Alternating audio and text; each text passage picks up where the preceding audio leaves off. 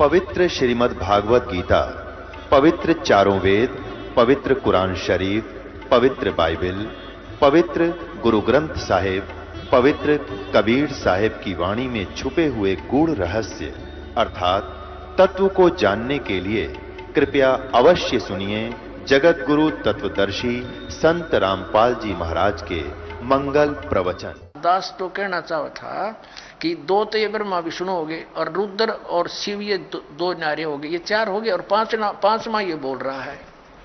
ये पांचवा जो बोल रहा है ये इनका पिता है, ये सरपुरुष है और वहां ये शिव रूप में खड़ा हो गया इनके पास आकर। ये ऐसी धोखे से काम करता है, अपनी वास्तविकता से परिचित नहीं होने देता। ब्रह्मा और विष्णु ने शंकर भगवान मान लिया। अब आगे देखना ये क्या कहता है। ये काल जो इन चारों को संबोधित कर रहा है वो कहता है कि मेरा ओंकार मंत्र है। ये देखो, अब हम 19 पृष्ठ पर आगे 18 पढ़ लिया। विद्वेश्वर संहिता अध्याय 10 ही चल रहा है। यहां देखना, यहां इस कारण उस ज्ञान की सिद्धि के निमित्त ओंकार नामक मंत्र जप करो।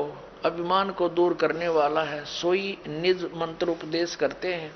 यह ओंकार मेरे मुख से उत्पन्न होने से मेरे ही रूप का बोधक है, महामंगल करने वाला है। यह वाचक है, मैं वाच्य हूं। यह मंत्र मेरा आत्मा है, उसके स्मरण से मेरा स्मरण होता है। उत्तर के मुख से अकार, पश्चिम के मुख से उकार, दक्षिण के मुख से मकार, पूर्व के मुख से बिंदु, मध्य के मुख से नाद उत्पन्न हुआ। इस प्रकार 5 प्रकार से यह निर्गत हुआ। वह सब एक होकर ओम ऐसा एक अक्षर हो जाता है। यह सब नाम रूपात्मक। अब कहने का भाव यह है कि ये ओम एक अक्षर इस ब्रह्मा विष्णु महेश के पिता का है। ये हो गया स्पष्ट। अब हम आते हैं पुनः देवी पुराण पर। अब इससे क्या सिद्ध हो गया कि ब्रह्मा विष्णु रुद्र और ये महेश ये भगवान नहीं है। इनका पिता खुद कह रहा है कि यू आर नॉट गॉड। और ये हमारे आचार्य शंकराचार्य हिंदू धर्म के धर्मगुरु ये इन्हीं को भगवान बता के हमें मूर्ख बना रहे। आज तक इनका कख नहीं पता था इनको वेदों गीता और पुराणों का। बताओ पुण्यात्माओं, इनने हमारे भोलेपन का नाजायज फायदा उठाया। इन नकली गुरुओं ने बैठा दिया, पूरा मानव समाज भूत बनवा दिया। फिर उनकी पूजा करवाते, श्राद्ध निकालो, पिंड भरवाओ। अब जो साधना दास बताएगा उसमें ना तो कोई भूत बने, फिर कोई क्रिया की जरूरत नहीं उनकी। अब देखिए श्रीमद् भगवत गीता में हम फिर आते हैं। प्रसंग ये चला था आज के इन हमारे आचार्य और शंकराचार्य धर्मगुरुओं को तो ज्ञान कहाँ होगा, इनके भगवानों को ज्ञान नहीं जिनको ये भगवान बताते हैं। और वो भगवान नहीं, ये सिद्ध हो गया कि ये भगवान नहीं है। और इनको ये भगवान बताते रहे, ईश बताते रहे। अब सतयुग के ब्राह्मणों ने ज्ञान नहीं। बताओ, सतयुग से लेकर आज तक ब्राह्मणों ने ज्ञान नहीं वेदों का। यहां देखिएगा श्रीमद् देवी भागवत गीता प्रेस ग्रुप से प्रकाशित, केवल हिंदी। इसके संपादक हनुमान प्रसाद पोदार, चिमनलाल गोस्वामी। ये गीता प्रेस गोरखपुर से प्रकाशित है।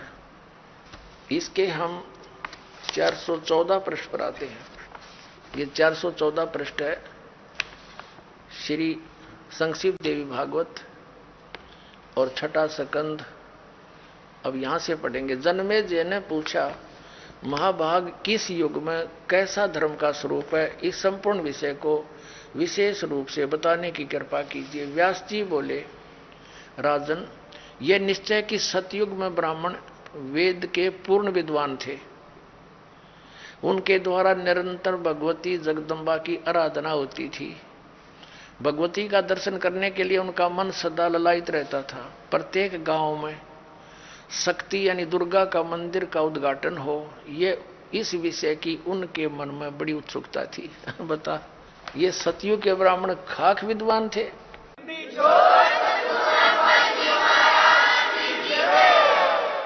कहते हैं व्यास जी का ज्ञान देख लो कि सतयुग के ब्राह्मण वेद के पूर्ण विद्वान थे और दुर्गा की भक्ति करते थे। अरे तेरा फूटे बाग हमारे, इसे आचार्य हमारे।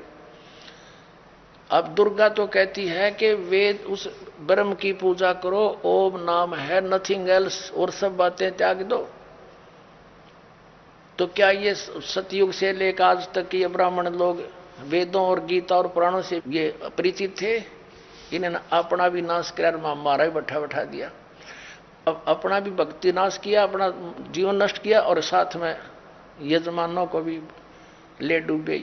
ये तो सतयुग के ब्राह्मणों के विषय में। अब कलयुग के ब्राह्मणों की जानकारी जो वर्तमान के शंकराचार्य और आचार्य तकरीबन ये ब्राह्मण ही है, ब्राह्मण वर्ण के। अब यहां देखो वही छठा अध्याय चल रहा है, पृष्ठ 414 पर हम यहां पढ़ रहे थे। अभी ये हमने पढ़ लिया, अब यहां आ गया। व्यास जी कह रहे हैं कि धर्म की यही स्थिति त्रेता में रही, परंतु कुछ ह्रास हो गया। सतयुग की जो स्थिति थी वो द्वापर में विशेष रूप से कम होगी। राजन, उन प्राचीन युगों में सतयुग, त्रेता, द्वापर में जो राक्षस समझे जाते थे वे कलयुग में ब्राह्मण माने जाते हैं। ओए होए, क्योंकि अब के ब्राह्मण प्राय पाखंड करने में तत्पर रहते हैं, दूसरों को ठगना, झूठ बोलना और वैदिक धर्म कर्म से अलग रहना कलयुगी ब्राह्मणों का स्वाभाविक गुण बन गया है। पुण्यात्माओं, अब ये इतिहास है हमारे हिंदू धर्म के धर्मगुरुओं का, इनके द्वारा दिए गए स्पिरिचुअल नॉलेज का। इन आचार्यों और शंकराचार्य और हमारे धर्म गुरुओं को कख नहीं पता था हमारे सदग्रंथ क्या बताते हैं, और ये के लोक वेद सुनाया करते थे। ये क्या कहते हैं कि जीव ही ब्रह्म है, अहम आत्मा ब्रह्म, ये आत्मा ही परमात्मा है। और फिर दूसरी तरफ कहते हैं श्री कृष्ण की, श्री विष्णु जी की और श्री शंकर भगवान की पूजा करनी चाहिए। बताओ, और उधर देवी की पूजा करते हैं और इनको भगवान बताते हैं। इनके विषय में लिखा है, स्पष्ट है कि ये भगवान है ही नहीं जिनको ये भगवान बनाकर हमें पूजवाया करते थे। तो पुण्यात्माओं, ये सौभाग्य आपका कि परमात्मा ने आपको शिक्षित किया, इस दास को अध्यात्म ज्ञान युक्त किया। अब देखना पूरे विश्व में यह ज्ञान जाएगा और सब मानव का कल्याण हो जाएगा। बोलो सतगुरुदेव।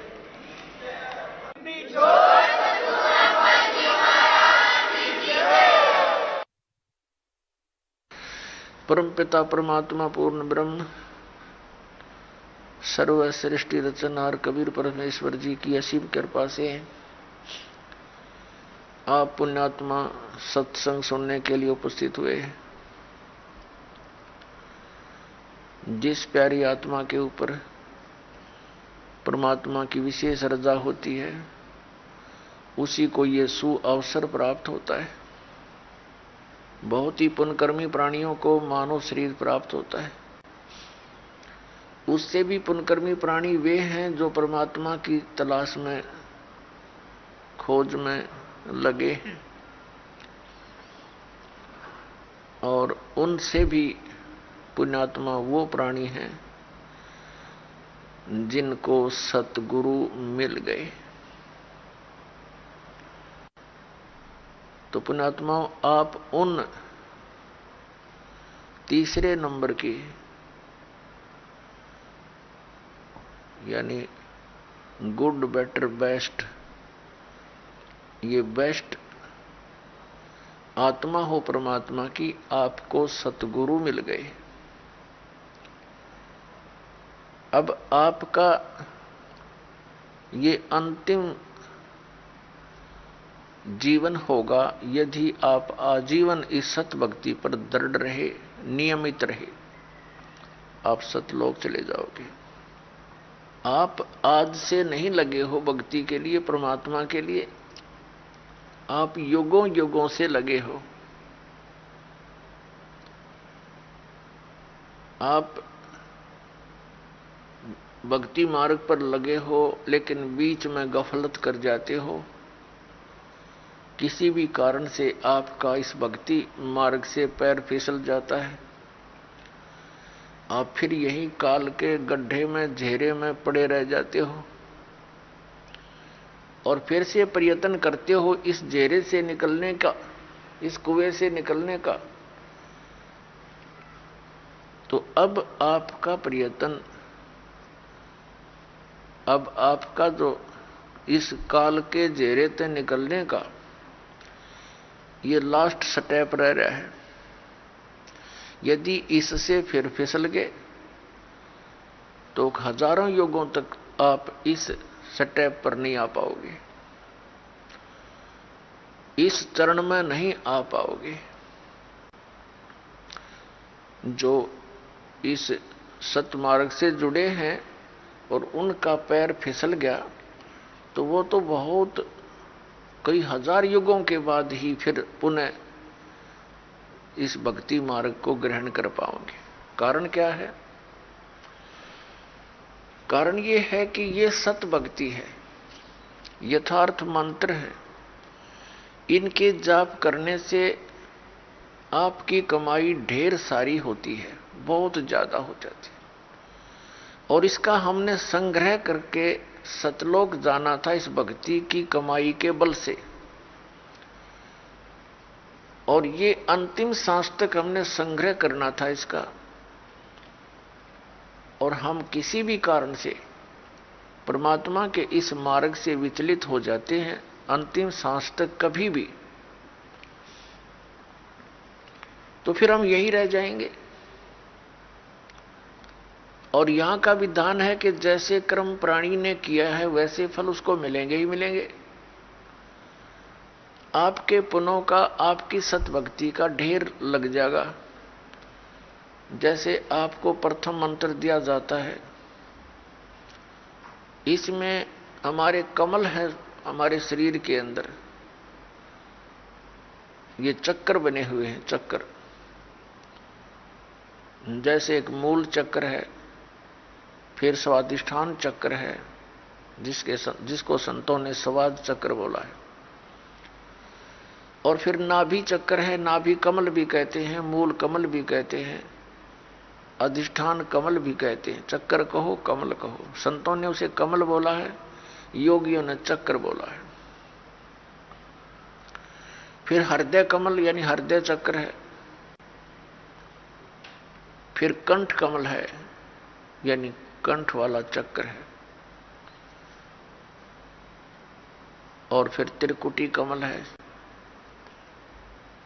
तो इस प्रकार हमारे शरीर में ये जितने भी कमल चक्र हैं, इन पे एक एक देवता का अधिपत्य है।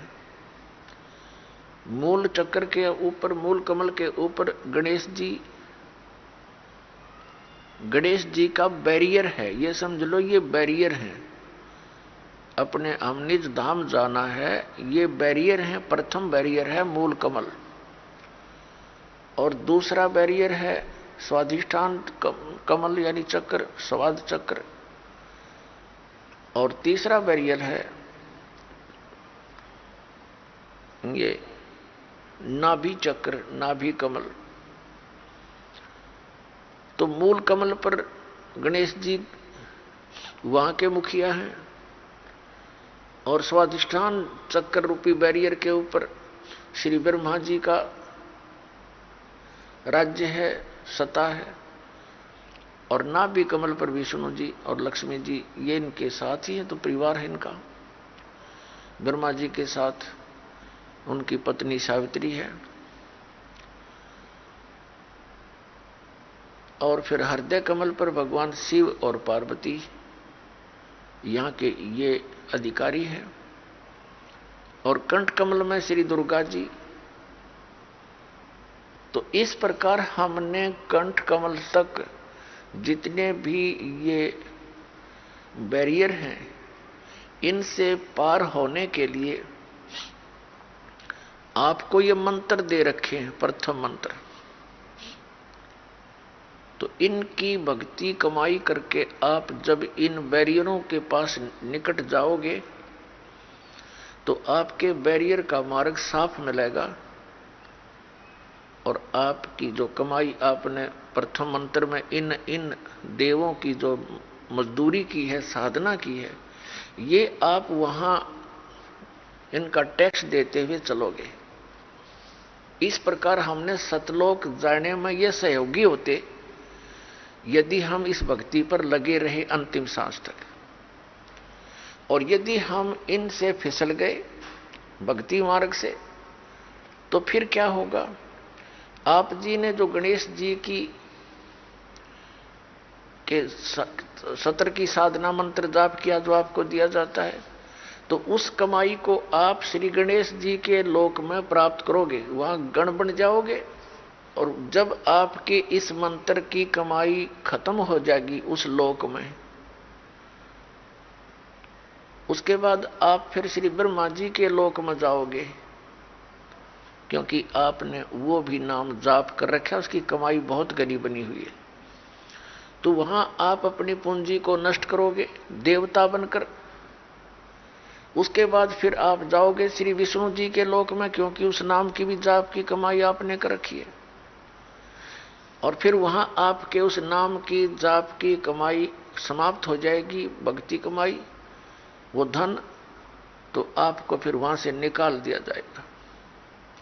फिर आप भगवान शिव के लोक में जाओगे, और इसी प्रकार वहां भी आपके पुण्य समाप्त होने पर, भक्ति के इस जो भगवान शंकर के सत्र का नाम आपको दे रखा है उसकी कमाई नष्ट होने पर, समाप्त होने पर, फिर आप दुर्गा जी के लोक में जाओगे। और दुर्गा जी के लोक में जाकर के अपनी इस पुण्य कमाई को फिर वहां नष्ट करोगे। तो इस प्रकार आपको ये पृथ्वी पर नहीं आने देगा, क्योंकि आप इतने पुण्य बन जाएंगे आपके। और पृथ्वी पर आए बिना भक्ति मिले नहीं, और भक्ति मिलेगी इस कलयुग के अंदर, सतयुग त्रेता द्वापर में आप इस भक्ति को नहीं करते, क्योंकि आप स्वयं ही जो साधना कर रहे होते उसे आपको लगता होता है कि हम बहुत सुखी हैं। और फिर आपको जो सतनाम दे रखा है, जो 2 अक्षर का, जिसमें एक ओम मंत्र है, ये ब्रह्म का। पुण्यात्माओं, एक ही जड़ी होती है, उसके प्रयोग की विधि में अंतर होने से उसका गुण बदल जाता है। तो यही समझ लेना कि जो मंत्र आपको प्रथम मंत्र में दिए हैं, वहां उस विधि से जाप करने से उसका गुण वही है। अब इस मंत्र में जो सतनाम बनाकर आपको दिया है, इसकी साधना करने से, इस विधि से इसका गुण अन्य होता, लाभ भिन्न होता है। कई बोली आत्मा, क्योंकि हम युगों युगों से अज्ञान से परिपूर्ण हैं, अब ये तत्व ज्ञान प्राप्त हुआ है तो हम वकील बन जाते हैं उस अज्ञान आधार से। तो उसमें आप जी ने ये सोचना चाहिए, यदि हम विद्वान होते तो हमें यह ज्ञान पहले ही प्राप्त होता। आप विद्वान नहीं, बुद्धिमान अवश्य, लेकिन उस बुद्धि का दुरुपयोग करके आप भगवान से दूर हो जाओगे। इस दास ने जो मार्गदर्शन किया है ये गॉड गिवन है, ये किसी डूम बाट के गीत नहीं है।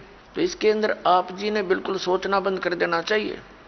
उपदेश लेने के बाद, उपदेश लेने से पहले आप बिल्कुल वकील बने रहो, खूब अच्छी तरह निरीक्षण करो हर एक बात का, और तब दीक्षा ग्रहण करो। दीक्षा ग्रहण करके अब यदि गुरु जी के वचनों में आपको अविश्वास होता है तो आपका नाम खंडित हो जाता है, भगवान से दूर हो जाते हो। इसलिए दास सबसे पहले आपको ज्ञान ग्रहण करने के लिए पुस्तकें देता है, सीडी बना रखी है, ये सुनो, देखो, मिलाओ दूसरे संतों से।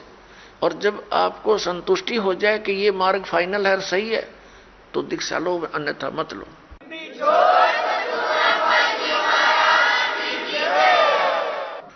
तो जो दास फिर आपको जो भी ज्ञान दे, आप एक अच्छे विद्यार्थी की तरह निसंशय होकर सुनो, श्रद्धा से सुनो, ब्लाइंड फेथ करके सुनो। पुण्यात्माओं, श्रद्धालु हमेशा अपने गुरुजी के वचन पर अंधविश्वास करता है और वही सफल होता है। लेकिन इस गुण का इन नकली गुरुओं ने दुरुपयोग कर लिया। जितने भी आप देखते हो ये संत और इनके पास गए हुए ड्योटी कितने समर्पित हैं। वो गुरुजी जो भी ज्ञान बताते हैं शिरोधार्य होता है। उनके विषय में कोई कहता है जैसे तत्व ज्ञान के आधार से हमारे भक्त उन अन्य संतों के शिष्यों को बताते हैं कि आपकी साधना ठीक नहीं, आपके गुरुजी के पास मोक्ष मार्ग नहीं, तो वो बहुत दुखी हो जाते हैं और कहते हैं आप मेरे गुरुजी के बारे में कुछ ना बोलो। तो पुण्यात्माओं, वो ड्यूटी तो सही है, उनका आस्था होनी ही चाहिए, लेकिन वो नकली गुरुओं के पास वो श्रद्धा बनाए बैठे। अब जैसे आम के पौधे को बीज कर यदि कोई ये आस्था लगाए बैठा है कि मैं आम खाऊंगा, इसके आम लगेंगे बड़ा होकर, तो वो बिल्कुल सही है, उसका बिल्कुल सही उद्देश्य है और ठीक उसकी क्रिया है। और यदि बबूल का पेड़ पौधा बो करके और वो ये कहता है कि ये बड़ा होगा, इसके आम लगेंगे,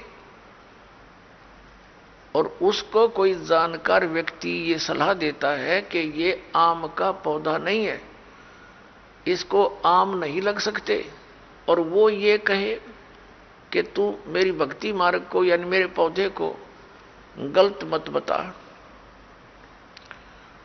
तो वो उसकी एक तो श्रद्धा है, जिस व्यक्ति ने उसको आम का पौधा बता करके बबूल दे रखा है, वो पूरा विश्वास किए बैठा है उस नकली आदमी पर। तो उस व्यक्ति को चाहिए कि इस व्यक्ति ने मेरे पौधे को ये बबूल क्यों बताया, उसकी फिर पूरा निरीक्षण करना चाहिए, तब उसकी सिंचाई करना, तो बबूल बोने का क्या यूज। तो जैसे भी किसी को यह शंका उत्पन्न करता है भक्ति मार्ग ठीक नहीं, तो उससे पूरा पूछे, अच्छी तरह निरीक्षण करे और फिर इन सदग्रंथों से मेल करे, क्योंकि किसी के लोक वेद से यानी कहने सुनने मात्र से अपने पद से डगमग होना ठीक नहीं। अपने आत्माओं, ये दास आपको जो ज्ञान देता है ये शास्त्र अनुकूल है। पवित्र श्रीमद् भगवत गीता, पवित्र चारों वेद और पवित्र पुराण, ये पवित्र हिंदू धर्म के श्रद्धालुओं के लिए शिरोधार्य है। शिरोधार्य का अर्थ होता है इनमें जो लिखा है वो सत्य है, और इससे बाहर कोई बताता वो असत्य है। असत्य डुप्लीकेट और सत्य ओरिजिनल, तो ओरिजिनल वस्तु से लाभ होगा, डुप्लीकेट से नहीं होगा। श्रीमद् भगवत गीता अध्याय नंबर 16 के श्लोक 23-24 में स्पष्ट किया है कि अर्जुन, शास्त्र विधि को त्याग कर जो मनमाना आचरण करते हैं उनको न तो कोई सुख प्राप्त होता है, न उनकी गति होती है, और न ही कोई सिद्धि को प्राप्त होते हैं, अर्थात यूजलेस। तो फिर फायदा क्या उस भक्ति के करने का। तो गीता अध्याय नंबर 16 के श्लोक नंबर 24 में तुरंत कहा कि इससे तेरे लिए अर्जुन कर्तव्य और अकर्तव्य की व्यवस्था में, यानी कौन सी भक्ति करनी चाहिए और कौन सी ना करनी चाहिए, सदग्रंथ ही प्रमाण है, उनको आधार मानना। सदग्रंथों के विपरीत कोई ज्ञान देता है उसको स्वीकार मत करना, वो गुरु ठीक नहीं। भावार्थ ये है इस पवित्र सदग्रंथ के इस श्लोकों का। तो पुण्यात्माओं, ऐसे तो आपको भी कोई कह सकता है कि आपके गुरुजी का ज्ञान ठीक नहीं, तो उससे प्रमाण लीजिए और फिर अपने प्रमाण दीजिए, और फिर भी आपको कोई भिन्नता लगे तो बेशक किसी को स्वीकार कर लीजिए। लेकिन दास ये दावे के साथ कहता है कि इस विश्व के अंदर इस दास के अतिरिक्त न तो तत्व ज्ञान है और न ही भक्ति का कोई मंत्र समाधान है। सबके पास यूजलेस मंत्र है, मोक्षदायक नहीं है, वो सब झूठे और गलत मंत्र है, शास्त्र विरुद्ध ज्ञान है।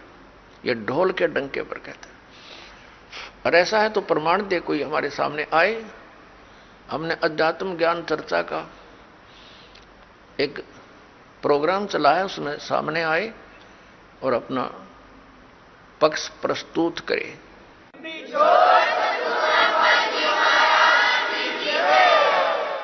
तो दास जो आपको कहना चाह रहा है वो इस विषय में है कि जो भक्ति आप करते हो और जो साधना ये दास बताता है उसके ऊपर आपको अविश्वास नहीं होना चाहिए, विशेषकर उपदेश प्राप्त करने के बाद। अगर फिर भी वो कोई अग्रम मग्रम करता, वो चातुर प्राणी है, उसने 1, 2, 4, 20 हजार 2000 को मूर्ख बना रखा होगा, वो गुरु पद प्राप्त कर चुका है, उन औरों को अभी उलझाना ही चाहता है।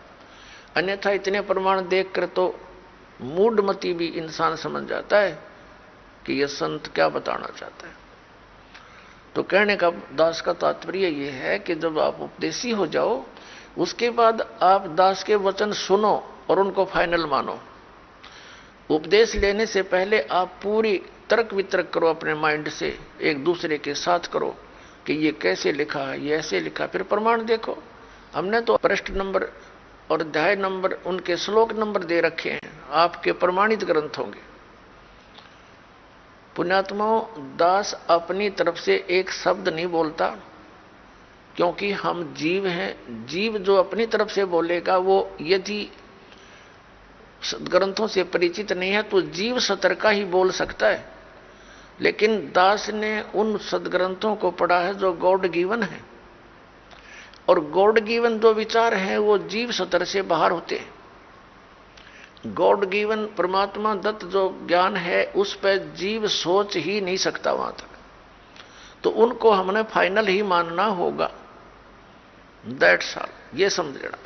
और ये आपको निश्चय हो जाना चाहिए कि दास जो बोलेगा वो सदग्रंथों से ही बोलता है, जो सदग्रंथों में लिखा है, और जिसको हमारे धर्मगुरु समझ नहीं सके दास उनको समझा रहा है कि इस सदग्रंथ का कहने का तात्पर्य ये है, ये न्यू का न्यू लिखा हुआ है, एज इट इज रिटन है, जो का त्यों लिखा हुआ है, और उसको हमारे धर्मगुरु समझ नहीं सके। बस इतनी सी बात है। अब धर्मगुरु कौन होता है? जो धार्मिकता और सदग्रंथों का ज्ञान दे, और जो सदग्रंथों के विपरीत ज्ञान देता है और आपस में लड़ा के मारता है, वो ना धर्म गुरु है ना उसके धार्मिकता आसपास है, वो तो एक राक्षस व्यक्ति है। पीछे आप देखते आए हो, हिंदुओं के गुरु मुसलमानों के साथ लड़ाते हैं, मुसलमानों के गुरु हिंदुओं के साथ लड़ाई करवाते हैं अपने उल्लू सीधा करने के लिए, और वो हमें मूर्ख बनाते रहे। अब हम देखेंगे अपने सदग्रंथों को, और सदग्रंथों में वर्णित विधि है, उससे हम मोक्ष प्राप्ति करेंगे। तो दास आपको बता रहा था कि जो मंत्र आपको दिए जाते हैं ये आपको यहां प्रयोग नहीं करने चाहिए थे। आपने इनकी कमाई को संग्रहित करना है, सुरक्षित रखना है, किसी को आशीर्वाद नहीं देना, किसी को कोई दुआ या बद्दुआ नहीं देना। बद्दुआ दोगे तो भी आपकी पुण्य अक्षीण होंगे, और किसी को आशीर्वाद दोगे तो भी आपके भक्ति कमाई समाप्त होगी, खर्च होगी। अब जैसे कोई एक पहिए से, एक टायर से हवा और दूसरे टायर में भरे, वो कितना बुद्धिमान है, दोनों कंडम वो यूज है इसका। ये बुद्धिमान व्यक्ति ऐसे काम करता है, उसको सलाह देगा भाई यहां से जाइए, वहां आगे एक हवा भरने का यंत्र है, आप वहां से हवा भराइए, दोनों का काम चलेगा। तो इस प्रकार हम अगर आशीर्वाद दे देते हैं तो हमारी पूंजी नष्ट हो जाती है, मैं भक्ति। अब ना उसको लाभ, उसको थोड़ा सा लाभ उसको होगा, और आप यहीं रह गए, दोनों चौड़ चपट, क्या फायदा। तो इस प्रकार हमने अपने बच्चों को, भाई बहन, माता पिता, सबको, संबंधित जितने मित्र हैं या वैसे भी कोई, एक सद्भावना पूर्वक सबसे प्रार्थना करनी चाहिए कि आप भी दीक्षा लो और अपनी हवा आप भरो। जैसे एक पंप दे दिया जाता है साइकिल में हवा भरने का, तो सब ले लो पंप और अपनी भरो हवा, जब जरूरत पड़े फुल करो और चलो गाड़ी पर, सवारी पर। तो कहने का भाव ये है कि इसी प्रकार ये गुरुदेव जी से दीक्षा लेकर के आप स्वयं अपने भक्ति मंत्र के जाप साधना के द्वारा अपने टायर में हवा स्वयं भरो और फिर चलो। तो इस प्रकार आप जी ने अब ना किसी को आशीर्वाद देना है ना किसी को बद्दुआ देनी है, दोनों में हमें हानि है। पहले क्या था, इस काल का जाल है। आप देखते हो बुजुर्ग बड़े छोटों को आशीर्वाद देते हैं और बड़े उनके चरण छूते हैं, क्योंकि पहले जो एक आपने देखा होगा एक पाग सिस्टम है। पाग जैसे पिता की मृत्यु के उपरांत बड़े पुत्र को एक पाग बांधी जाती थी, पगड़ी, और फिर वो पिता वाले कर्म वो करता था। आप पिछला इतिहास देखिएगा तो उसमें क्या होता है कि वो आशीर्वाद देने वाला अपनी पूंजी नष्ट करता है और उनको आशीर्वाद देता। जैसे आपने देखा होगा एक पुत्र वधू अपनी सास के पैर दबाती है या किसी और बड़ी बूढ़ी के उसके पास बैठी है उसके पैर छूती है, वो उसको दुआ देती है, पुत्रवती हो, तेरे बेटे हो, पुतों फड़िए दूध दो नहाइए, इस तरह के देते हैं। तो वो बुढ़िया के पास दो चवन्नी थी हुआ तो पुत्र वधू को दे दी, आप खाली होगी, आगे चारदर है ही नहीं। तो इस प्रकार हमने अपनी इस भक्ति को बर्बाद नहीं करना है, ना किसी पुत्र वधू को आशीर्वाद देना है। पुत्र वधू को भी परमात्मा से जोड़ दे, बेटी अपनी कमाई कर और तेरा भी कल्याण हमारा भी कल्याण होगा। अपने आत्माओं, परमात्मा कहते हैं मेर तेर की जेवड़ी यू बड़ बंदा संसार, एक कबीरा ना बंदा जो है नाम आधार। जिसने नाम प्राप्त हो गया, परमात्मा को आधार मानकर चल रहा है, वो इस संसार की मेर तेर की जेवड़ी में बंधा नहीं गा। अब हमने देखी है बुढ़िया किस प्रकार आशीर्वाद देती है। जब पुत्र वधू का उसकी अच्छा मेल सा है तब तो आशीर्वाद दे रही है, तेरे भाई जियो, तेरे भतीजे जियो, और तू बूढ़ सुहागन हो। बूढ़ सुहागन माने मरा इतना तेरा पति नहीं मरा, वरदोस्ता तक सुहागन बनी रहे। और अगले दिन उसकी होगी अनपन, बुढ़िया दे रही है गाल उसने, तेरे भाई मरियो, तेरे भतीजे मरियो, तो रांड होइयो। बताओ, वो दूना टोटा कर लिया उसने। पहले तो आशीर्वाद देकर खोई, फिर उसने बद्दुआ देकर भक्ति खोई। तो ये कोई बात हुई? जो दास आपको कह रहा था कि ये भक्ति मार्ग जो अब प्रारंभ हुआ है ये चौथे युग में ही होता है, और ये समय है उसका। पुण्यात्मा, आप जी सुनते आए हो विशेषकर 2-3 वर्षों से कि सन 2012 में प्रलय होएगी। अब वो प्रलय का अर्थ कैसे लगाकर पेश करते हैं कि पृथ्वी पर सर्वनाश हो जाएगा। ये वो प्रलय नहीं होगी, ये अधर्म की प्रलय होगी। अधर्म का सर्वनाश होगा, अज्ञान की प्रलय होगी और ज्ञान का विकास होगा। ये वो प्रलय अब सन 2012 में होगी।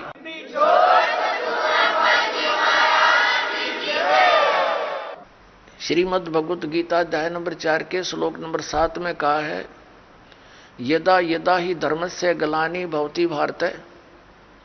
जब जब धर्म के अंदर नफरत पैदा हो जाती है, अधर्म बढ़ जाता है, धर्म का नाश हो जाता है, तो काल भगवान कहता है तब मैं अपने अंश अवतार सृजन करता हूं, भेजता हूं। पुण्यात्माओं, आप जी को दास बार बार बताता है, हम काल के लोक में रह रहे हैं, सरपुरुष के लोक में। और गीता जी का ज्ञान ये काल भगवान यानी ब्रह्म श्री कृष्ण जी में प्रवेश करके बोल रहा है। ये कहता है कि जब अधर्म बढ़ जाता है और धर्म की हानि होने लगती है तो मैं अपने अंश अवतार भेजता हूं, जैसे श्री राम श्री कृष्ण रूप में, श्री परशुराम रूप में, और वो अधर्म का नाश करते हैं। और दूसरे परमात्मा कौन है? जो हमारे लिंक में हैं, जिनसे हम संबंधित हैं। या तो हम इसलिए से संबंधित हैं क्योंकि हम इस काल के ब्रह्म के लोक में रह रहे हैं, और हमारा मूल मालिक परम अक्षर ब्रह्म है, वह हमने जाना, उसके लिए हम प्रयत्न करें। तो ये काल के जो अवतार होते हैं, ब्रह्म के अवतार कैसे अधर्म का नाश करते हैं? जैसे महाभारत करवाया किसने? श्री कृष्ण जी में प्रवेश करके इस काल भगवान ने। श्री कृष्ण युद्ध नहीं करवाना चाह रहे थे, वो तो 3 बार शांति दूत बनकर गए थे, और उन्होंने यहां तक प्रतिज्ञा कर ली थी कि मैं युद्ध भी नहीं करूंगा, हथियार नहीं उठाऊंगा। तो ये काल है, ये कराता है। तो उस समय कहते हैं अधर्म बढ़ गया था, और उस अधर्म का नाश उसने कैसे करवाया? महाभारत का युद्ध करवा के। उसमें धर्मी भी मर गए, अधर्मी भी मर गए। और फिर एक और समस्या पैदा होगी रोजी और रोटी की, बहनें विधवा होगी, बच्चे अनाथ हो गए। वो अधर्म कहां बढ़ा? वो तो अशांति और फैलगी, और उन बहन बेटी जो विधवा होगी थी उनके साथ अन्य लोगों ने बदतमीजियां की, उनकी इज्जत के दुश्मन बन गए। ये खाक अधर्म का नाश किया उन्होंने। अब जैसे परशुराम जी ने अक्षत्रियों को मार डाला, क्योंकि वो सब निर्दयी, अत्याचारी, अन्यायी हो गए थे। और यही स्थिति पुण्यात्माओं अधिकतर अब हो चुकी है। राजनेता अपने स्वार्थवशी कार्य करते हैं, अधिकतर ये अधिकारी गण भी अपने स्वार्थवश कार्य करते हैं, वो न्याय और धर्म को नहीं देखते। लेकिन परशुराम ने उनका कैसे, जो अधर्म फैला रहे थे उसका नाश कैसे किया? उनको सबको फरसे से काट डाला, उनकी हत्या कर दी। अब वो क्या अधर्म का नाश करा उसने? उनकी पत्नियां विधवा हुई, उनके साथ शेष बचे हुए लोगों ने और ज्यादा पाप किए, अधर्म किए, उनके बच्चे भूखे मर गए। ये टट्टू अधर्म का नाश करा इन्होंने। तो पुण्यात्माओं, परमात्मा कैसे उस अधर्म का नाश करता है, अधर्म की कैसे प्रलय करता है जो अब होने जा रही है। परमेश्वर 600 वर्ष पहले आए थे, उस समय उन्होंने ये तत्व ज्ञान और अपनी समर्थता का प्रमाण दिया था।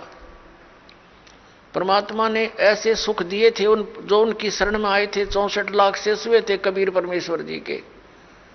सन 1398 से सन 1518 तक 120 वर्ष परमात्मा इस पृथ्वी पर रहे, एक जनसाधारण की लीला की, जुलाहे का कार्य किया, और एक परम संत की भूमिका की, तत्वदर्शी संत की भूमिका की। और जो भी उनकी शरण में आए उनके आशीर्वाद मात्र से उनको सुख होना शुरू हो गया। यानी परमात्मा की सतिथि को पुनः स्थापित किया परमात्मा कबीर परमेश्वर जी ने, और अधर्म का नाश किया। और उसके बाद फिर उन महापुरुषों के मिलते रहते हैं, वो आकर के उनके द्वारा फिर अपने धर्म का प्रचार कराते हैं। उनसे सुख होता है, जनता को भक्ति में आस्था बनी रहती है। तो अभी ये 50-60 वर्ष पहले तक पुण्यात्माओं, आप पिछला इतिहास देखो, कितना शांति से रहते थे लोग। दुखी को दुखी देखकर दुखी होते थे, उसकी मदद करते थे। एक घर में कोई अभाव होता किसी वस्तु का तो गांव इकट्ठा हो जाता था, और भाई उसकी मदद करो, कोई किसी कारण से कोई उसके ऊपर आपत्ति आई है तो। और अब खुश होते हैं किसी का हानि होती है तो कितना अब बिजली गिर गई। और उन महापुरुषों के द्वारा स्थापित किया हुआ धर्म अभी तक चल रहा था, अब फिर दया करी है दाता ने। ये आप देख रहे हो, क्योंकि दास के जीवन में ये 61वां वर्ष चल रहा है। इससे पहले का भी समय देखा और वर्तमान का समय भी दास देख रहा है। दिन और रात की बिजली गिर गई है, इतना अंतर हो गया।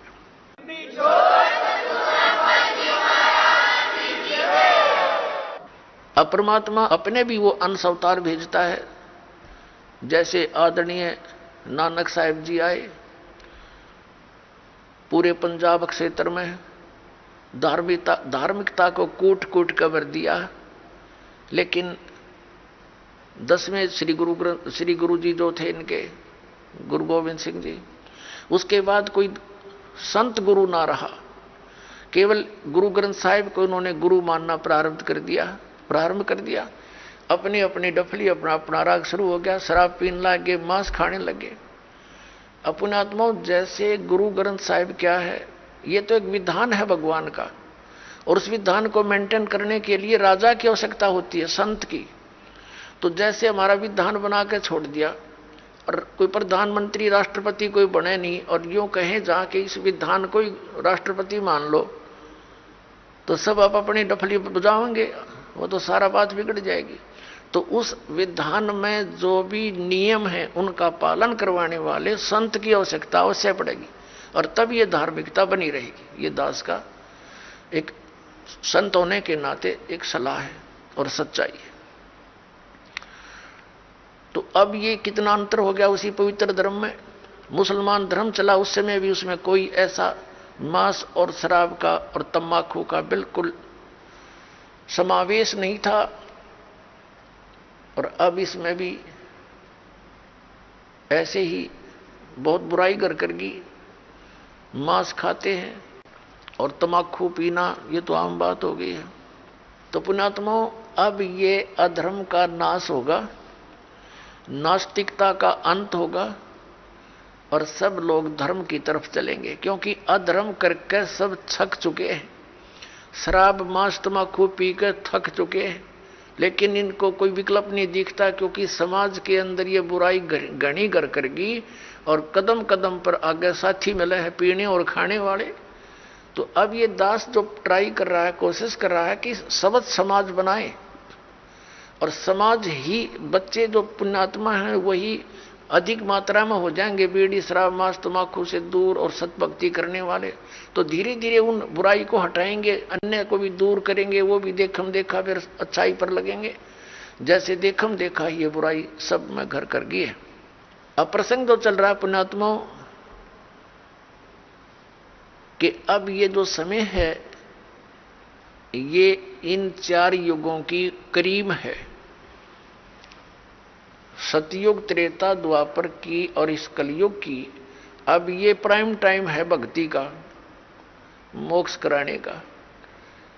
सतयुग त्रेता द्वापर में प्राणी वैसे ही बहुत सुखी थे, अच्छी आत्माओं का जन्म होता है, तो वो जो भी भक्ति शास्त्र विरुद्ध भी कर रहे होते हैं तो भी उनको सुख होता है। तो वो ये समझ बैठते हैं कि जो साधनाएं हम कर रहे हैं इन्हीं से हमें लाभ हो रहा। जैसे ये दास पहले भगवान श्री कृष्ण, भगवान विष्णु, भगवान शंकर जी, बाबा श्याम जी, हनुमान जी और भी जो भी देवी देवता हमारे पवित्र धर्म में हमें पूज्य बता रखे थे, सबकी पूजा करते थे। और वो अब पता चला वो तो शास्त्र विरुद्ध साधना थी जिससे लाभ हो ही नहीं सकता, और फिर भी बहुत से ढेर सारे सुख अपने जीवन में हो रहे थे। हम ये सोच बैठे थे कि इन्हीं साधनाओं से हमें लाभ हो रहा है। अब पता चला कि उन्हीं पूजाओं को करने वाले हमारे पड़ोस में, गांव में, उनके सर्वनाश हो गए। कभी बुद्धि नहीं गई कि ये भी वही पूजा करते हैं और इनका कति नाश हो गया और हमें कैसे लाभ मिल रहा है। वो प्रारब्ध कर्म ही हमें प्रफुल्लित हो रहा था। जिनके प्रारब्ध में पाप थे वो पाप उनको कैर तोड़ रहे थे, जिनके प्रारब्ध में सुख थे, पुण्य कर्म थे, उनको फल मिल रहे थे। पूजा दोनों ही एक जैसी कर रहे थे। अब ये पता चला कि जो साधनाएं हम कर रहे थे उनके प्रतिफल से हमें कोई सुख नहीं था। ये हमारे पुण्य संस्कार थे, पिछले जन्म के संग्रहित जो प्रारब्ध बनाकर हमें दिए गए थे, वही प्रफुल्लित हो रहे थे। और एक ऐसे भी देखे हमने जो राम नाम का आसपास भी नहीं, गुट्टी लाओ, सारा दिन बकवाद करें, ताश खेल रहे, कोई राम नाम का जिक्र करे, उसका मजाक करें, और उनके ठाठ हैं, उनकी गाड़ियां चलती हैं, ट्रक चलते हैं। और वो कुछ भी ना कर रहे। तो अब पता चला तत्व ज्ञान की रोशनी में कि वो सर्व उनको प्रारब्ध ही प्राप्त है, आगे उनका भट्ठा बैठेगा एक कदम। आइए अब हम उन श्रद्धालुओं के अनुभव जानते हैं जो जगत गुरु तत्वदर्शी संत रामपाल जी महाराज जी से दीक्षा प्राप्त कर चुके हैं तथा उनके द्वारा बताए गए भक्ति मार्ग पर चल रहे हैं। नमस्कार सर। सत साहिब जी। सर क्या नाम है आपका? मेरा नाम जी विनोद दास है, मैं कैथल से हूँ। सर संत रामपाल जी महाराज से नाम दीक्षा आपने कब ली? मैं जी 2014 में ली। सर संत रामपाल जी महाराज से नाम दीक्षा लेने से पहले क्या आप कोई भक्ति साधना भी करते थे? भक्ति साधना ऐसा करता था जी, मैं बचपन में हनुमान जी का भगत था। पहले मिट्टी की मूर्ति बना के उसकी दीवार में अलमारी में चिपका के सिंदूर वगैरह ऐसा करा करता था। जैसे जैसे मैं बड़ा होता रहा भक्ति में लीन होता रहा, मैं फिर दूर दूर जाने लगा, तीर्थ यात्रा करने लगा। कभी मथुरा जी जाता था, कभी गोवर्धन पर्वत पे इधर यात्रा करने जाता था, इधर मेहंदीपुर बालाजी जाया करता था, इधर खाटू श्याम जाया करता था, इधर मैंने 8-9 देवी हिमाचल में वैष्णो देवी, कांगड़ा जी, ज्वाला जी, चिंतपूर्णी, गुरु गोरखनाथ जी, मनसा देवी, इधर मैंने बहुत यात्रा करी। यात्रा करते करते मैं फिर गुरुद्वारों में भी जाने लग गया। जैसे जैसे बड़ा होता रहा, गुरुद्वारे के बाद मैं ईसाइयों के यहाँ गिरजाघरों में भी जाया करता था, उनका भी प्रचार सुनता था। ऐसे फिर मैं पीर पैगंबरों पे भी जाने लग गया। जैसे जैसे बड़ा होता रहा, शुरू में तो मेरे काम धंधे ठीक थे, बाद में काम धंधे मेरे जवाब देने लग गए। जाते जाते मेरे को फिर बहुत उम्र होगी और काम धंधा कहीं बना नहीं। पहले से मेरे को फिर हानियाँ होने लग गई थी मेरे शरीर में। अब मैं देखता जहाँ भी मत्था टेकता, कभी जाता तीर्थ स्नान पे, तो मैं सोचता भी मेरी बीमारी तो शरीर की बढ़ने लग रही है। मेरे शरीर के जोड़ दर्द ऐसे, ये जो अंग हैं ये अलग अलग हो गए, ऐसे हिलने लग गए थे जगह जगह। मेरे पैर भी दुखने लग गए थे, जब जमीन पे पैर रखते तो ऐसे पैर कच्चे हो चुके थे, तो ऐसे लिगड़ती, हाय इधर से दुख रहा उधर से दुख रहा। ऐसे जाते जाते फिर मैं अपने परिवार को भी ले जाता जी, रात को दिन को परिवार को ले जाता। अब सारे दुखी होने लग गए, भाई ये क्या धंधा, काम धंधे भी छूट गए और कहीं भी कोई लाभ नहीं होया। सर फिर आप संत रामपाल जी महाराज की शरण में कैसे आए? एक दिन क्या होया, मैं काम धंधे से आया, आके हमने टेलीविज़न चलाया और रोटी खाने बैठ गया, तो गुरुजी महाराज संत रामपाल जी ये बता रहे उस वक्त कि ब्रह्मा विष्णु शिव इनकी भी मृत्यु होती है, इनके भी माता पिता। हमने कभी ऐसा ज्ञान सुना नहीं भी, ब्रह्मा विष्णु जी शिव की भी मृत्यु होती है, इनका भी जन्म। फिर उस वक्त मेरे को यहाँ चोट लगी भी, भाई इस सत्संग में इस गुरु जी के में कोई ऐसी खास बात है। फिर अगले दिन फिर वो थोड़ा सा देख पाया था मैं, कोई 10-15 मिनट 10 मिनट का। अगले दिन फिर हमने चलाया तो फिर गुरु जी का वो कड़ी जो रह गई थी वो आई।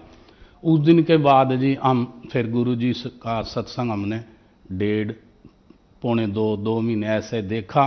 गुरु जी का ज्ञान आ गया भी, संत रामपाल जी का भाई पूर्ण परमात्मा तो ये आ गए, और हम टेलीविज़न पे गुरुओं की जांच कर रहे हैं भी कौन सा गुरु अच्छा है, किसका ज्ञान अच्छा है। तो जब परमात्मा का हमारे को ज्ञान हुआ, संत रामपाल जी पूर्ण परमात्मा आ चुके, और कई हमने ऐसे सत्संग देखे जिनमें मुर्दों को जीवित परमात्मा करते हैं, और ऐसी ऐसी बीमारियां जो जिनका इलाज अस्पताल में कहीं भी नहीं, वो परमात्मा से संत रामपाल जी से नाम लेके ठीक होने लग गए हैं। तो फिर एक दिन हम गुरु जी की शरण में चले गए, संत रामपाल जी की शरण में। ऐसे पूछते हो भाई कहाँ है ये बरवाड़ा, हमको ये भी नहीं पता था भी बरवाड़ा है कौन सी दिशा में कहाँ है। पूछते हो हम चले गए, वहाँ जाके गुरु जी के भक्तों से मिले, वहाँ नामदान लिया, माथा टेका, और वो दिन है आज का दिन है। अब हम परमात्मा से जुड़े हुए हैं।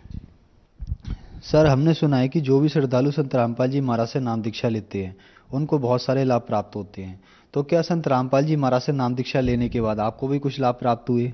हाँ जी सर जी, हमारे को बहुत अच्छा लाभ प्राप्त हुआ। आपने ये बहुत अच्छी बात पूछी कि जब मैं तीर्थ स्नान करने जाया करता था, यात्रा करते करते मेरा शरीर डैमेज हो गया, मेरे अंग जो थे वो हिलने लग गए थे, ज़मीन पे पैर रखना दुर्बल हो गया था, काम धंधा तो कहाँ बने था, हम कंडम हो चुके थे सारे परिवार में, कभी कोई बीमार कभी कोई बीमार। मेरे ये पैर ज़मीन में रखे नहीं जाते थे, कंकर बहुत ज़्यादा चुभते थे, कच्चे हो गए थे। तो हम जब गुरुजी से जुड़े, हमने गुरुजी का जल प्रसाद लिया और जो घर में यहाँ संत रामपाल जी का जोत जगाई मालिक की, फिर हमारे ये शरीर के अंग ठीक होने लग गए। एक मेरे शरीर में इधर बहुत बड़ी रसौली थी, तो मैं गरीब आदमी, तो जब मैं शीशे में देखा, मैं गंजा हो गया, मैंने शीशे में देखा भाई ये तो बहुत बड़ी रसौली है, तो मैं अगर अपनी औरत को बताऊंगा तो वो तो इस बात का बहुत वो करेगी, कहीं वो मर ही ना जावे, हमारे पास पैसे भी नहीं। तो भी डॉक्टर लोग तो ये कह देंगे ऑपरेशन हो गया, हमें 2 लाख लगा, 3 लगा, 2.5 लाख, इतने का ही मेरा मकान, मकान बिक जाएगा और मेरी ये रसौली का ऑपरेशन कर देंगे, काट देंगे, बाद में गारंटी देते नहीं डॉक्टर लोग, जिंदा रहूं के मरूं। फिर मैंने बताया नहीं इस डर से भी मेरे साथ ये घटना हो चुकी है, परिवार में मातम छा जाएगा, मैंने कभी जिक्र नहीं करा अपने बच्चों से और उससे भी मैं एक ऐसी बीमारी का शिकार हो चुका हूँ जो मेरा बचना मुश्किल है।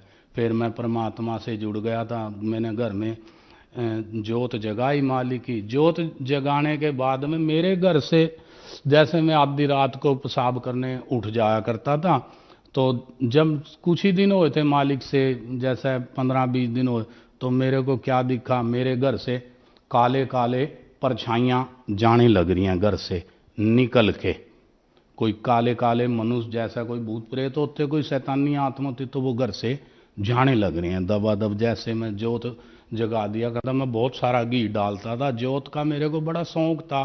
फिर जब हम गुरुजी का जो पहला मंत्र दिया, गुरुजी का जाप करने लगे, फिर मेरे को दूसरा सतनाम मिला, ऐसे हम जाप करने लगे। आज देख लो मेरे सिर में कोई रसौली नहीं, आज भी वो रसौली का निशान रह गया है, बिना ऑपरेशन के मैं आज ठीक ठाक हूँ। मैंने कभी कोली 1 रुपए की भी नहीं ली इस रसौली के उसमें, जबकि मेरा बहुत बड़ा ऑपरेशन होना था। संत रामपाल जी महाराज की कृपा से आज मैं ठीक हूँ, वो धरती पे पूर्ण परमात्मा आए हुए हैं। तो एक बार की बात है जी, मैं तीर्थ यात्रा करते करते बहुत दुखी हो गया। मेरे जो मैं कपास की मशीनों का मिस्त्री भी था, तो मैं बहुत दुखी हो गया। ऐसा रात और दिन तीर्थ यात्रा करता था। पहले तो मेरे काम बहुत अच्छे थे, उसके बाद में काम धंधे खत्म होने लग गए। जितना मैं तीर्थ यात्रा पूजा पाठ की तरफ जाता रहता, लाले भी कहते सेठ लोग, भाई मिस्त्री तो बहुत भगत आदमी है। ऐसे जाते जाते मेरे पास इतनी गरीबी आ गई, खाने को दाने नहीं और चाय पीने को कुछ पैसे भी नहीं, ना घर में चाय पत्ती। तो मैं क्या करता था जी, इतनी गरीबी आ गई, तीर्थ यात्रा नहीं छोड़ा करता था मैं। बिना मीठे के बिना दूध के, मेरी लड़की वो कहती पापा चाय, मैं कहा बेटे देखना तो पैसे अगर आज उधार ले लेंगे फिर कल को देने पड़ेंगे, कल नहीं हफ्ते 10 दिन बाद फिर मांगेगा देने पड़ेंगे, तू ऐसा कर बेटे चाय की पत्ती उबाल कर वही पी लेंगे ठंडी करके। तो ऐसे करके हम चाय बिना मीठा बिना दूध के पत्ती के हम चाय पिया करते थे। मैं देवताओं के तीर्थ स्नान करने जाता था, मेरे को ना कोई पैसे की लाभ होया और ना ही कोई मेरा काम धंधा बना, बल्कि जिनसे मैंने पैसे टके लेने थे वो भी मेरे पैसे टके मार गए। मेरे को नुकसान के अलावा और कुछ नहीं होया। अब मैं परमात्मा से जुड़ा हूँ तो मेरे बच्चे भी काम धंधा करने लग गए हैं थोड़ा बहुत, मेरा भी काम धंधे की स्थिति ठीक हो गई है। ऐसे करके आज मैं बिल्कुल स्वस्थ हूँ, अच्छा हूँ, अपने परिवार को ठीक ठाक से चला रहा हूँ। मैं जी संत रामपाल जी पूर्ण परमात्मा की नाम लेने के बाद में उनकी कृपा से आज मैं बिल्कुल ठीक ठाक हूँ, ना मेरे को कोई रोग है ना कोई बीमारी है और घर का भी पालन पोषण ठीक ठाक से चल रहा है। अब पिछले साल हमने एक प्रार्थना लगाई थी, मेरे पास एक कमरा था, गुरुजी की प्रार्थना लगाई, मेरे पास 1 लाख रुपया इकट्ठा हो गया बच्चों का, कुछ इधर उधर से आ गया जो मेरे को कोई 100 रुपया भी उधारा नहीं देता। ऐसा करके गुरुजी की प्रार्थना लगाई, वहाँ से बोला गुरुजी का नाम लेके, और गुरुजी की कृपा से आज एक कमरा बहुत शानदार बन चुका है। ऐसे कई बार मेरे को गुरुजी दिखते रहते हैं। और लाभ जी ऐसा है कि मेरा लड़का है वो मंजी पे पड़ा था, मंजी पे पड़ा रहता था। अब डॉक्टरों को दिखाते, डॉक्टरों के बड़े बड़े अस्पताल में चक्कर मारने पड़ते हैं, मिलता जाता कुछ नहीं, गोलियां कुछ दे देते हैं और बीमारी कोई है दवाई कोई। अब खाए गए बच्चा मेरा मंजे पे पड़ चुका था, मोहल्ले में सबको पता है। उसकी पागलों जैसी हरकत हो गई थी, शरीर हो गया था और डैमेज हो गया था, सारे अंग शरीर दुख गए थे। क्योंकि मैं परिवार को खींचता था, भाई चलो भाई तीर्थ यात्रा करते हैं, आज गोगा जी जाएंगे, आज रामदेवरा जाएंगे, है जी, आज मेहंदीपुर बालाजी, खाटू श्याम, इधर में जाता रहता था। तो एक बार मैं गंगा सागर कलकत्ता भी चला गया तीर्थ यात्रा करते करते। ऐसा मेरे को कोई पैर में चक्री बंधी हुई थी। मैं नेपाल से शुरू हुआ, वैष्णो देवी और इधर गुरुद्वारे सरदारों के मैं जाता, बड़ा पहले घूमता फिरता था। मैं चला गया जी गंगा सागर, बोलो परले कोने से हिंदुस्तान के उधर चला गया। अब मेरे को लाभ होया नहीं, मैं क्या करता, दुखी था पहले। और जब परमात्मा से मैं जुड़ा, उनसे भक्ति ली, मैंने बच्चों को नामदान दवाया। आज मेरा बच्चा जो मंजे पे पड़ा था, आज मेरा लड़का करीब 24-25 साल का है और वो मंजे पे पड़ा रहता था। चलना फिरना मोहताज, उसकी याददाश्त भी खत्म हो चुकी थी, बिल्कुल बावड़ा सा हो चुका था, अंग दुखते थे, ये गोड्डे के जोड़ ढकने अलग हो चुके थे ऐसे ऐसे। एक बार दिखाने लगा तो दोनों जोड़ ऐसे ऊपर की जो ढक्कन होते हैं गोड्डे के, वो ऐसे ऐसे हिला रहा वो जो मालिश करने वाला। वो कह रहा है ये तो ढक्कन तो इसके अलग हो रहे हैं, ये क्या हो गया भाई। वहाँ भी ऐसा कुछ खाया भी नहीं, कुछ करा भी नहीं, वो दवाएं ले लेते हैं। कभी तेल ताल मलस दे रहो, दो मेरे बस का तो है नहीं, कोई डॉक्टरों को दिखाओ। फिर हम कुछ दिन बाद गुरुजी से नाम लिया, मेरा बच्चा ठीक हो। गुरुजी से हमने प्रार्थना लगाई, गुरुजी से एक बार नाम दिलवाया। नाम दिलवाने के बाद में मेरे लड़के के यहाँ एक काला सा इतना बड़ा कोई चीज निकली, उसके ऊपर बाल शरीर के अंदर से ऐसे ऐसे निकले। संत रामपाल जी के वहाँ लेके गया जी, वो पूर्ण परमात्मा धरती पे आए हैं। तो मैं लाइन में लगा के ले गया। गुरुजी ऐसे आशीर्वाद देते हैं सबके ऊपर, ऐसे बेटा भक्ति करना ऐसे चलते रहते हैं हम, ऐसे सिर कर लेते हैं। तो मेरे बच्चे के सिर पे गुरुजी ने हाथ रखा। मैं गुरुजी मेरी प्रार्थना, बोले वहीं रुक गए, कोई बोलो भगत जी। तो मैं कहा मालिक ऐसा है, अभी हम नाम लेके गए हैं, कोई 15-20 दिन हुए हैं और इसके शरीर में से ये यहाँ से ये निकल गया, यहाँ से ये निकल गया। और मेरे बच्चे कहते हैं भाई ये तो पागल हो गया। मैं कहा बेटा अगर ये पागल हो गया बच्चा तो मैं तो मकान बेच दूंगा, फिर मैं अस्पताल में पैसे लगा दूंगा, किराए पे फिरना। तो मैं कहा गुरुजी ये यहाँ ये लिकड़ गया। गुरुजी ने क्या दिखाओ कहाँ है। मैंने पहले ही पैंट नीचे कर रखी थी, कमीज ऊपर कर दी। मैं कहा गुरुजी यहाँ ये इतना बड़ा निकल गया।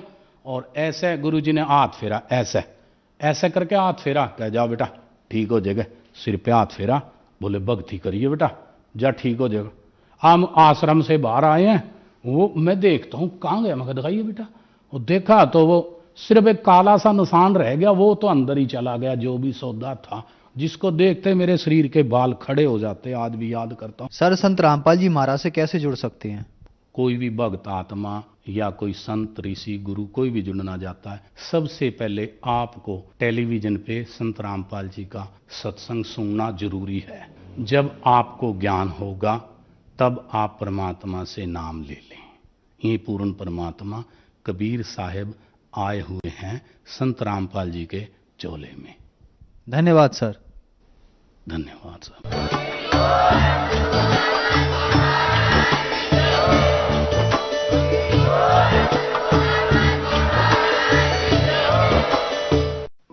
आप सुन रहे थे जगत गुरु